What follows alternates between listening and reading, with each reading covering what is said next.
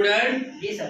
तो आज हम आप लोगों को बताने वाले हैं डाइजेस्टिव सिस्टम, क्योंकि फार्मासिस्ट के सेकंड ईयर में एक सिस्टम पढ़ा हुआ है फार्माको थेरापेटिक। थेरापेटिक माने क्या होता है? चिकित्सा के रूप में। मतलब अब क्या करना था, अभी तो फार्माकोलॉजी चल रहा था और अब क्या चल रहा है, फार्माको थेरापेटिक्स, यानी थेरेपी करना है, यानी पेशेंट को अब देख करके उसको दवा देना है। ये फार्मासिस्ट का बहुत ही the pillar of health care the pharmacist. Pharmacist एक स्वास्थ्य का स्तंभ है। तो आज अभी आप लोगों को मैं फर्स्ट ईयर से शुरू कर दे रहा हूँ, उसके बाद फिर थोड़ा सा मेडिको डॉक्टरी और डायग्नोज प्रिवेंशन बचाव ये सब मैं बताऊँगा। तो है जो कि digestive system, human digestive system. Human होता है मानव, क्योंकि बिहार और यूपी के लड़के पढ़ने वाले हैं तो डाइट इतनी सारी चीजें नहीं कर सकते हैं। तो डाइजेस्टिव सिस्टम ह्यूमन लग गया तो मनुष्य का डाइजेस्टिव सिस्टम, हिंदी इसका होता है मानव।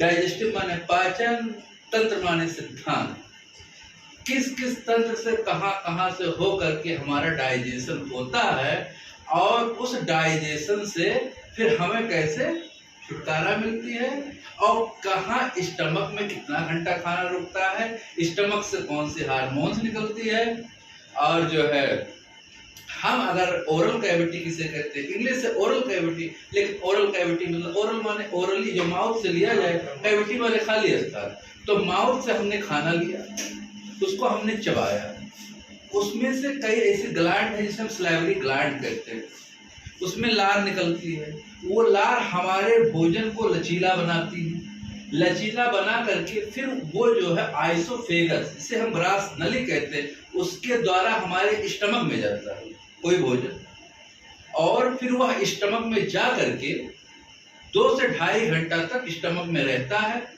कुछ बेसिए कुछ क्षारीय, स्टमक से ये सीएल निकलता है और वहां से क्षारीय।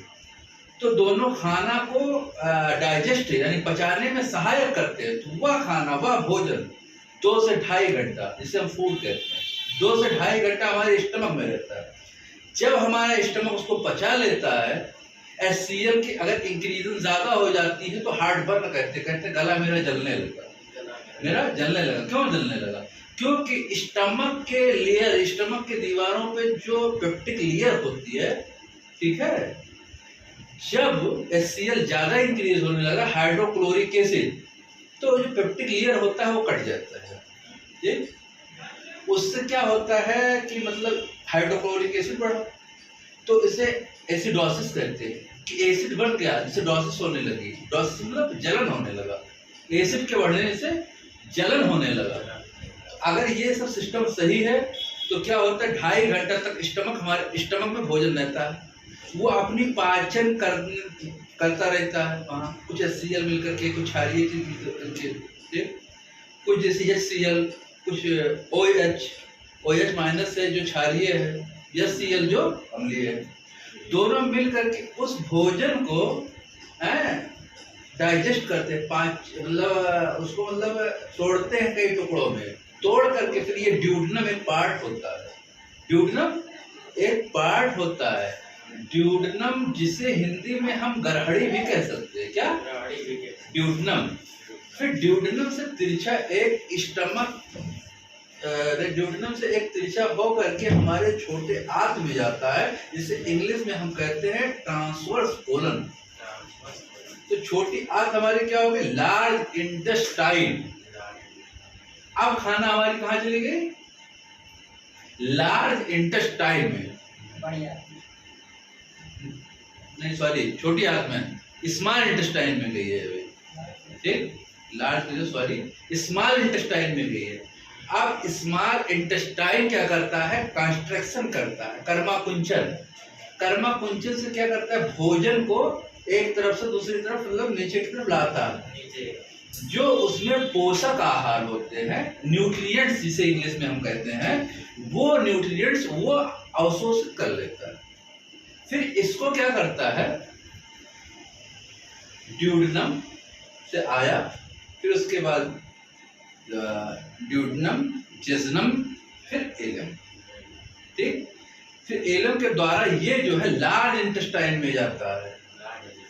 फिर लार्ज इंटेस्टाइन का इतना काम है कि जो उसमें बचा कुचा अपशिष्ट पदार्थ है उसको बाहर निकालने का काम करता है, और जो कुछ लाभदायक पदार्थ है उसको भी एब्जॉर्ब कर लेता है। एब्जॉर्ब करके क्या करता है वो अपने बाएं तरफ के रेक्टल से होते हुए एनस यानी उदर हुआ तो स्क्रेटरी कर देता है, जिसे हम कहते हैं फीकल मेटल को बाहर निकाल देता है। ठीक, तो इंग्लिश में अगर इसे बताया जाए तो ये होता है पहला नंबर ओरल कैविटी, मुंह के द्वारा लिया गया खाली स्थान, वहां खाना खाया जाता है, चबाया जाता है, सलाइवा निकलती है।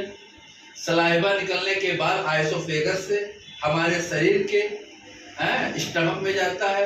हमारा लीवर होता है एक तरफ, ठीक, तो कुछ लीवर से निकलता है और कुछ स्टमक से निकल के 2.5 घंटे तक भोजन हमारे शरीर में रहता है। कितने घंटे तक?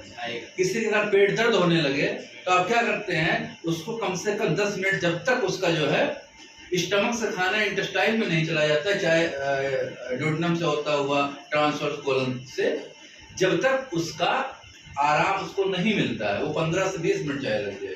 क्यों? क्योंकि वहां जाने के बाद फिर उसको एक्सक्रीटरी करा सकते हैं, यानी उसके मल को निकाल सकते हैं। वो चाहे एनीमा के थ्रू निकालें या कोई सपोजिटरी के थ्रू। सपोजिटरी एक ऐसा होता है जो रेक्टल के रास्ते में लगाया जाता है, समझ रहे हैं? तो ये हो गया। फिर अभी इसमें यह है, क्वेश्चन को जब पुटअप हो रहा हो तो बताओ क्वेश्चन प्रश्न बताए। खाना हम खाए तो काहे एसिडोसिस हुआ, काहे जलन होने लगी, काहे पेट में जलन होने लगा है? कोई अगर ऐसे क्वेश्चन है तो बताइए, आप समझ रहे हैं? फिर आप देखिए, आप जब हंसते हैं, खाना खाते समय 4 लड़के बैठे हुए हैं, अब हिंदी में ही बता रहे हैं आप, उसके बाद इंग्लिश में बताएंगे और इंग्लिश में आपको लिखाएंगे। मसला ये नहीं, 4 लड़के बैठते हैं तो खाना खाते वक्त हंसते रहते हैं, कभी कभी देखते तो नाक से ही चावल निकल आता है। तो आइसोफेगस ग्रास नली और फायरिंग्स ट्रेकिया जो होता है, फायरिंग्स ट्रेकिया सांस नली और ग्रास नली से भोजन हमारा जाता है। तो जो हंसते वक्त के ट्रेकिया में चला गया तो नाक से भी चावल निकल आता है। ये रीजन क्या है? इसे ही कहलाते हैं खाते समय बाबू कम बोलो, खाते समय कम हंसो, समझ रहे हो? और ट्रेकिया का काम नहीं है आपका खाना पाचन करना, ट्रेकिया हुआ, फायरिंग्स हुआ और ये जितना है, मतलब ये सब काम है सांस लेना। तो इसलिए ऐसे हम लोग डॉक्टर हैं, हम बताते हैं कि बाबू ये ना करो, खाते समय हंसो ना, ज़्यादा ना हंसो, वरना ट्रेकिया में न चले जाए, छींक आने लगती है, यहाँ तक कि पानी नाक से निकलने लगता है। क्यों? ये क्या कारण है? क्योंकि ट्रेकिया आइसोफेगस तो स्टमक से चला जाता है, ट्रेकिया आकर के रुक जाता है, फिर वो लंग्स की तरफ चला जाता है। ठीक है, समझ के?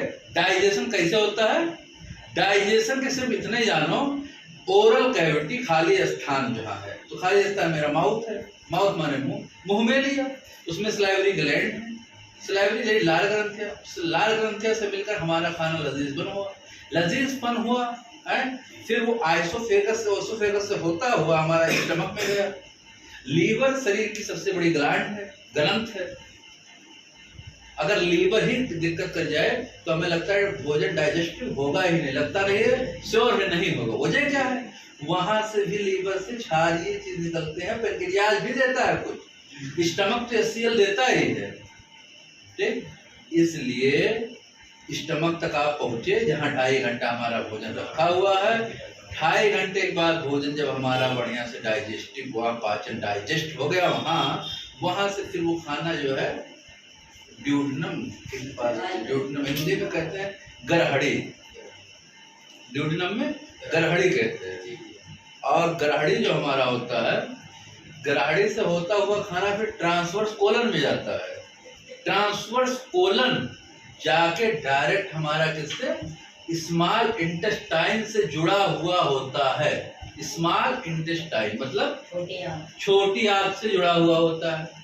छोटी आंत में हमारा भोजन पहुंचा, अब उसने कॉन्स्ट्रक्शन कर्माकुंचन करना शुरू किया।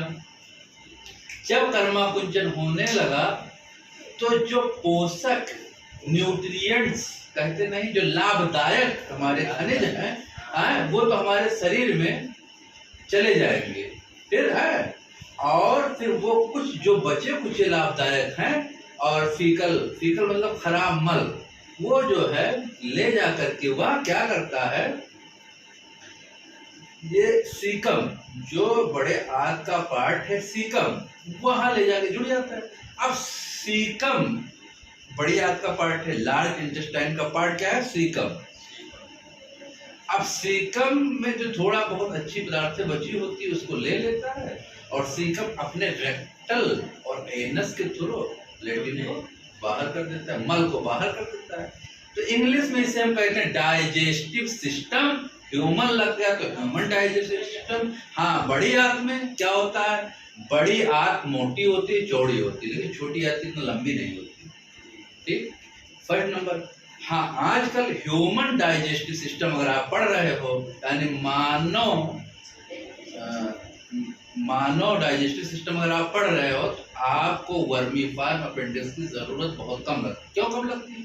पहले के जो मनुष्य थे, आज मानव, वो पत्ता वगैरह खाते थे, तो जब पत्ता वो खाते थे तो वर्मीफार्म की अपेंडिक्स का काम ही है सेलुलोज का पाचन करना। अब क्या हो गया, तो लोग अपने खाने को गर्म करते हैं, यहाँ तक कि घास भूसा छोड़ दे, घास भूसा भी अगर खाते हैं तो उसको बढ़िया बना के खाते हैं। तो इसलिए अमेरिका में अब वर्मीफार्म अपेंडिक्स बच्चा पैदा होता है जैसे ही निकाल दिया जाता है। इसलिए वर्मीफार्म अपेंडिक्स की बहुत बड़ी काम नहीं रह गई है। जो अब मानव है उनको वर्मीफार्म अपेंडिक्स की काम नहीं रह गई। ठीक है, देखिए इतनी चीज डाइजेस्टिव में थी। अब इसके बाद हम आइसोफेगस आपने पढ़ा, ओरल कैविटी पढ़ा, ये पढ़ा, उसके बाद हम फायरिंग्स पढ़ाएंगे, सांस कैसे लेते हैं, क्या होता है। तो आज के लिए इतना ही। ठीक है, कल फिर नेक्स्ट उसमें मिलते हैं और फिर जो बताते हैं आप लोगों को।